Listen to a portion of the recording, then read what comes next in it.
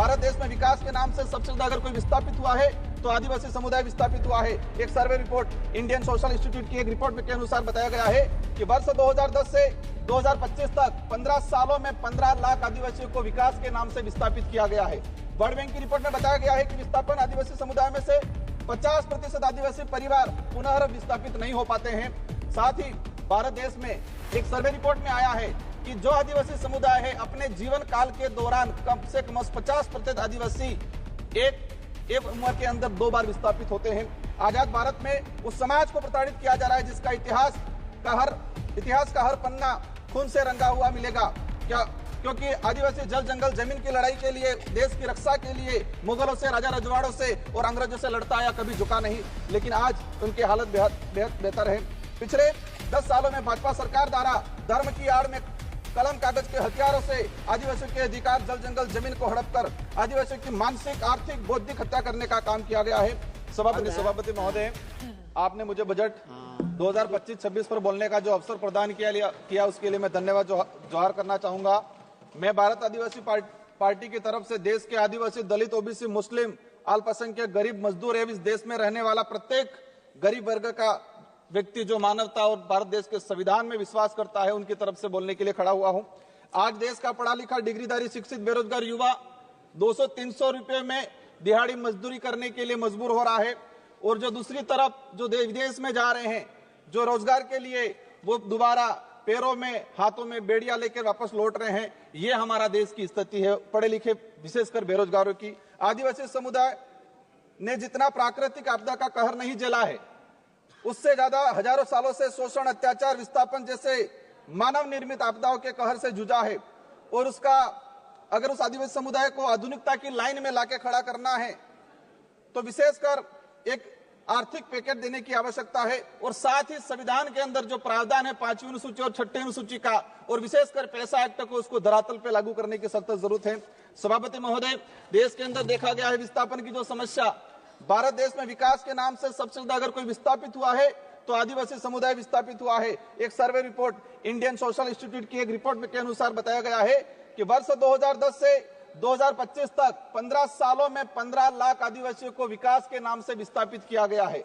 World bank की report में बताया गया है कि विस्थापन आदिवासी समुदाय में से 50% आदिवासी परिवार पुनः विस्थापित नहीं हो पाते हैं। साथ ही भारत देश में एक सर्वे रिपोर्ट में आया है कि जो आदिवासी समुदाय है अपने जीवन काल के दौरान कम से कम 50% आदिवासी एक उम्र के अंदर 2 बार विस्थापित होते हैं। आजाद भारत में उस समाज को प्रताड़ित किया जा रहा है जिसका इतिहास का हर पन्ना खून से रंगा हुआ मिलेगा। क्योंकि आदिवासी जल जंगल जमीन की लड़ाई के लिए, देश की रक्षा के लिए मुगलों से, राजा रजवाड़ों से और अंग्रेजों से लड़ता आया, कभी झुका नहीं। लेकिन आज उनकी हालत बेहद बेहतर है। पिछले 10 सालों में भाजपा सरकार द्वारा धर्म की आड़ में कलम कागज के हथियारों से आदिवासियों के अधिकार, जल जंगल जमीन को हड़प कर आदिवासियों की मानसिक, आर्थिक, बौद्धिक हत्या करने का काम किया गया है। सभापति महोदय, आज बजट में सशक्त भारत बनाने की बात चल रही है। बनना चाहिए, हम भी चाहते हैं, हमारा देश मजबूत बनना चाहिए, विश्व शक्ति बनना चाहिए। लेकिन स्थिति क्या है? हमारे देश का जो भविष्य कुपोषण की बेड़ियों में जकड़ा हुआ है। NFS 5 की रिपोर्ट बताती है कि आदिवासी बच्चों में 55% आदिवासी कुपोषित और उसमें भी 42% बच्चे गंभीर एनीमिया से पीड़ित है। और आज देखा गया इस बजट के अंदर कि कुपोषण को दूर करने के लिए कोई बजट का प्रावधान नहीं किया गया है। बेटी बचाओ बेटी पढ़ाओ का नारा लगा रहे हैं। हमारे देश की महिलाओं के लिए हम भी चाहते हैं कि मजबूत बने, सशक्त बने। लेकिन हकीकत क्या है?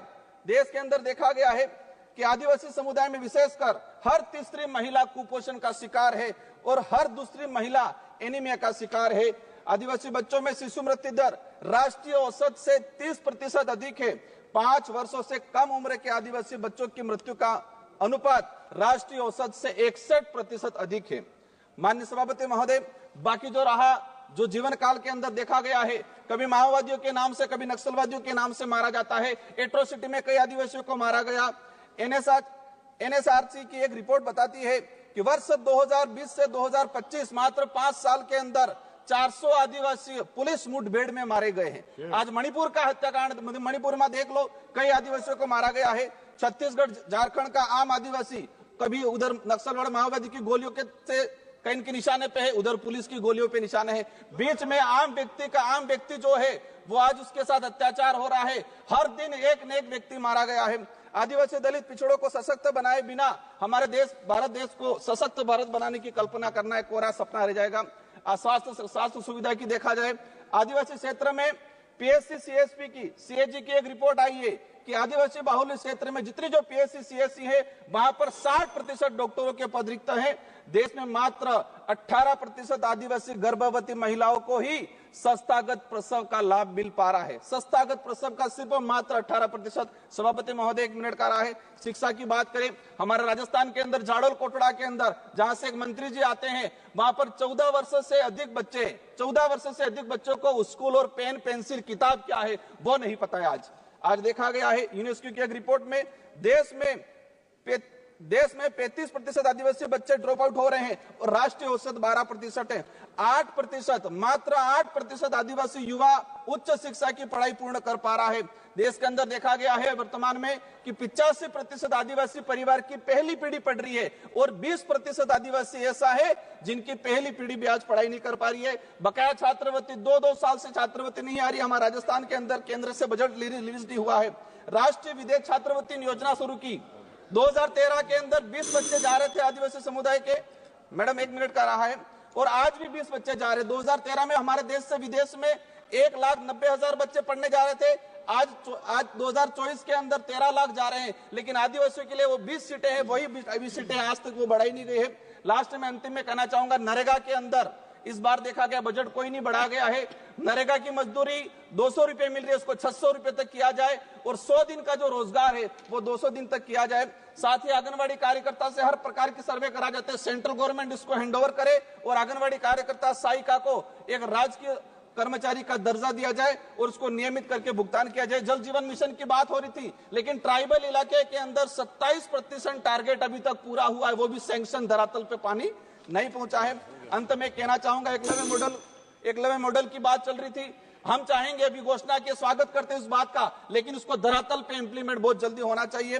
किसानों की बात है, देखा गया किसानों पे गोलियां बरसाई जा रही है। किसान क्या डिमांड कर रहा है? एमएसपी की डिमांड कर रहा है। किसान चाहता है जो खेत में जिस मेहनत से उसने कमाया है। सभा की कार्यवाही मंगलवार दिनांक 11 फरवरी 2025 को प्रातः 11 बजे तक के लिए स्थगित की जाती है।